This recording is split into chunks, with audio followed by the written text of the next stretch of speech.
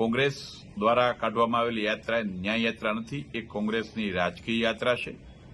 આપે પણ આજે સવારના જોયું કે રાજકોટના અગ્નિકાંડની ઘટના બની ત્યાં શ્રદ્ધાંજલિ સભા રાખી હતી। રાજકોટના 5 લોકો પણ હાજર નહોતા।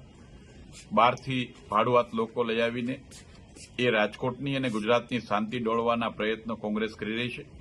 કોઈ પણ ઘટના બને, દુર્ઘટના બને, એના હતભાગીઓના ખભે બંદૂક રાખીને કોંગ્રેસ એના રાજકીય એજન્ડા સેટ કરવા માટેના મથામણ કરે છે।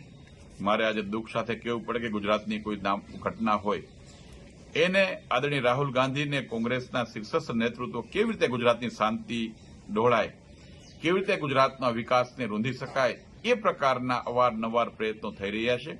હું ગુજરાતની જનતાનો આભાર માનીશ કે ગુજરાતની એ સાણી જનતા બધું જાણે છે, મને વિશ્વાસ છે, ભરોસો છે।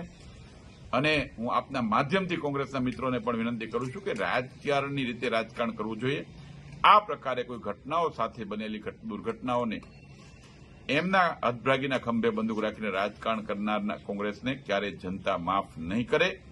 ભૂતકાળમાં એમના સમયમાં પણ જે ઘટનાઓ બની છે એમને પણ કોંગ્રેસ ન્યાય નથી અપાવ્યો, ત્યારે આ અત્યારની ઘટનાઓમાં જે કોઈ હતભાગીઓ છે એમને કોંગ્રેસ કેવી રીતે ન્યાય અપાવી શકશે?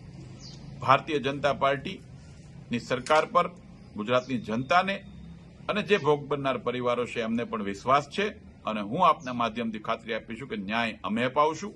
જેમને કોઈને પણ જે કોઈ એમની સાથે એમના પરિવારના સભ્યો ગુમાવ્યા છે એમને ન્યાય ભારતીય જનતા પાર્ટીની સરકાર ચોક્કસપણે અપાવશે, અને ગુજરાતની જનતાને એ સરકાર પરનો વિશ્વાસ છે।